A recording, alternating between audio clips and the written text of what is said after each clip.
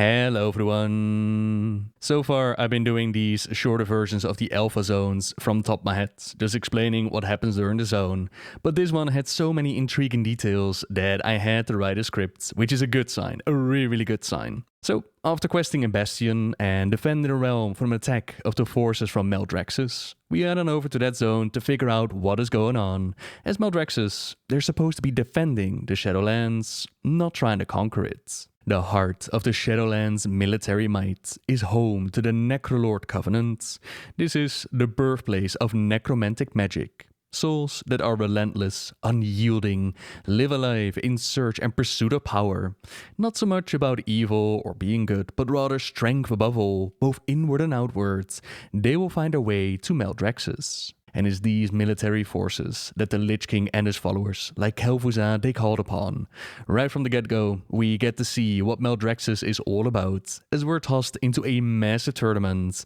We need to fight our way through the ranks, and we soon find out that the attack on Bastion, it was not supported by everybody here. You see, Maldraxxus has 5 ruling houses, and while all of them are supposed to be ruled by the Primus, who is a master strategist and tactician, nigh unbeatable on the field of battle, the Primus has been absent from his impenetrable sanctum for quite a while now, but he did leave behind cryptic messages and prophecies, pointing to the coming of one who could embody the might of Maldraxxus and save the realm from itself. I'll give you one guess as to who that one is going to be.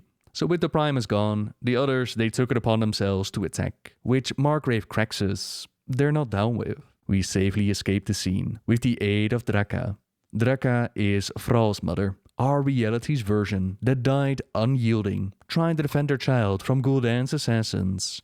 She was also born a little bit weak, but overcame trials to find her strength. She's also a member of the House of the Chosen, and since that's the house that seems to be down with not murdering everybody else, that is the house that we help out. While doing so, we come across a mysterious rune blade which has been left behind, hidden inside a stone by the Primus. It is our mission to reforge it and gain access to the seat of the Primus, for whoever holds this ancient fortress commands the armies of the Shadowlands. That's our main pull, our main navigator going through the zone. And while getting the job done, we learn more about the different houses and what exactly is going on here. Like I said, 5 houses, each with their own Margrave. 1. The House of Constructs, which has Margrave Garmal. It's the big butcher guy that we saw at the beginning, the one that's aiming at war. The constructs that they create are now partially done with the Kyrians that they've captured in Bastion. This area, it reminded me a whole lot of Scholomance, like vile, gruesome experiments, removing of organs and binding bodies together. This place looks absolutely sick, and I love it. Then 2, the House of Rituals, which has Margrave Sindane, that's the Lich that we saw at the start, allied with Garmal and aiming at war. Number 3, that is the House of Plagues, which has Margrave Stradama, but this house is in ruins. The area is not looking too great, and the house itself, or at least this area, is going to be a dungeon called Plaguefall. In the zone, we party with Marilith, that's holding on to the idea that they need to craft a potion for their Margrave. The destruction of the area, it did quite a number on their sanity, and from the logs, we discovered that the anima drought, which is plaguing all of the Shadowlands, it made them struggle with their crafts. The disappearance of the Primus, it made the houses isolate from each other, until the Liches broke their silence. They offered aid, they offered anima, and then, well, we can see the results. The number 4, that is the House of Ice, which had Margrave Akrek, but he's gone now. This was actually the house that Drakka joined first, but its destruction, it had to switch sides. Lady Vash, yep, none other than Lady Vash is also here. She refuses to let go and wants vengeance on the one that took her Margrave away. We help her out with trapping and killing Morbidden, another Lich, vengeance for the fallen, and since we have the rune blade, potential access to the seat of the Primus, she decides to join us in an allegiance of convenience. And then number 5, the last house, the one that we party with, that is the House of the Chosen with Margrave Craxus. They, like the others, they believe in power, but honor also means a damn, which is why they hold on to their duties to the Shadowlands, regardless of where the Primus might be. After doing the task given, we return to the house to report back, only to see that it's under assault, that constructs litter the floor, and Margrave Craxus has been defeated. while Draka still holds out hope for gaining access to the seat. Baron Virus tells us that it's a fool's errand. We must rely on strength of arms, gather our mightiest soldiers, including a missing Baron, apparently. Apparently, they lost a Baron to the Maw, and since we are the Maw Walkers, we might be able to get them back. In Oribos, we report to Bolvar Fordragon, currently marked as High Lord of the Ebon Blade. The quest itself is currently a placeholder. We gain the aid of Darian Mograine, now marked as Horseman of the Ebon Blade, and we take a trip into the Maw to retrieve none other than Alexandros Mograine. He is the father of Darian, earned the legendary title of Ashbringer by wielding this weapon against the Scourge. Some way, somehow, he actually wields the Ashbringer in Maldraxxus as well. I'm not exactly sure how that works, considering that Retribution Paladins, they got it as the artifacts. Regardless, life ended for Alexandros Mograine. It ended in betrayal when his son Renaud stabbed him in the back with the Ashbringer itself. Mograine was then first turned into a horseman by Kel'thuzad, slain and sent here to Maldraxxus, an area you might imagine that he despised at first. But he soon discovered that those here, they were not all the scourge that he fought against in life. Some of them had honor, but not all of them. Not Baron Virus. He's been pretending to be our ally. He was actually the one who set Alexandros up and to the Maw, trying to get us killed by going after him.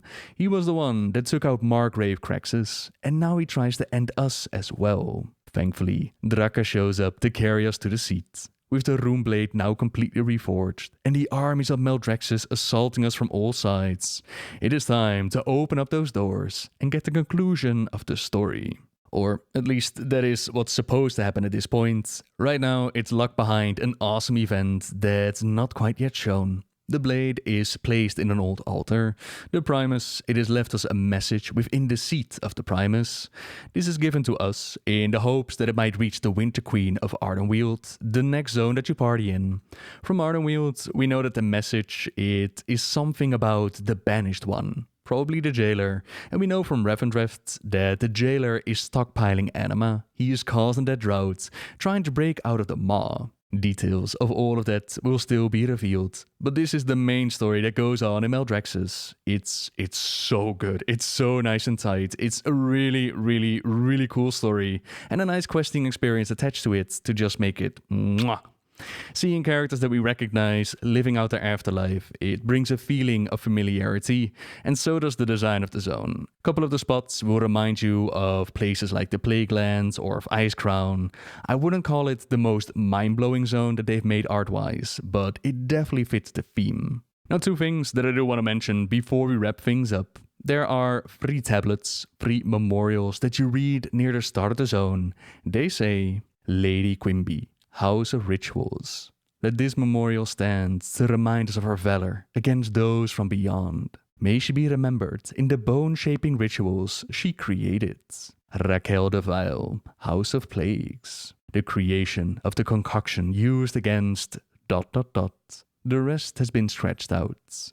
Mezil the Knight, House of Eyes. The memory of your death to the Void Lords is honored among your house. Information won through blood saved many a fellow soldier. Draka shares that very few souls have the honor of being truly memorialized. Distinguishing yourself amongst the crowd is a difficult task. These are spirits of the past, defending the Shadowlands against the outside threats, performing such amazing deeds that they remember them here. Mezil the Knight falling while fighting the Void Lords. Some asked on stream if this is the first time that the Void Lords are actually mentioned by name in the game, and I think it is, although feel free to correct me if I'm wrong. We did know from Bastion that the Shadowlands has dealt with the Void before. We also know from Ardenweald that there's a connection between the Emerald Dream and the Shadowlands there, meaning that access to this realm, it is a possibility. Just look at how many times we or our followers have ventured here. It's not in its own magical, unfindable bubble, and it appears that the Void Lords have found it as well, and they tried to claim it. Then the second thing that has to do with the brokers at the Theater of Pain. The brokers, they might remind you a lot of the Ethereals, and you're not wrong. The way that they trade and deal, even somewhat the way that they look, there definitely seems to be similarities here, and we can see them keeping a darkened Naru right here inside of a bubble. There's also a imprisoned Naru mentioned in the dungeon journal. You might have seen screenshots of demons in the Shadowlands float by. How is that possible? When Blizzard has said that demons and magical creatures, they go to different areas than the Shadowlands, well, we can partially thank the brokers for that. Right here they show us, even let us help out, that they capture species to bring back here, to provide a challenge for those that seek it. In the arena, there's a giant elemental, a succubus, and a Nafendra model dragon transported in by the brokers. A nice detail that I wanted to share. And yeah, like I said, Maldraxxus, it's definitely up there for me when it comes to story and questing. I'm not going to rank the zones quite yet, since it's still very much in alpha. But yeah, it's definitely up there. Hope everybody is going to enjoy it when it's actually live. Which means for now, thank you very much for watching, everyone. If you want, subscribe if you like my videos, leave a like if you enjoyed this one, and until next time. Oh, before I forget, by the way, let us not forget about the mystery of the missing Primus. Where did the Primus go? Why did he leave? Why did he leave these messages behind? Where might we find him again? If this is where the powers of the Lich King and Kel'thuzad came from, did other powers be gathered here, maybe? Like, I don't know, Helm of Domination, Frostmourne, something like that? Who knows? But yeah, mysteries to be uncovered later. I am very excited. I hope I didn't talk way too quick during the video. Either way, see ya!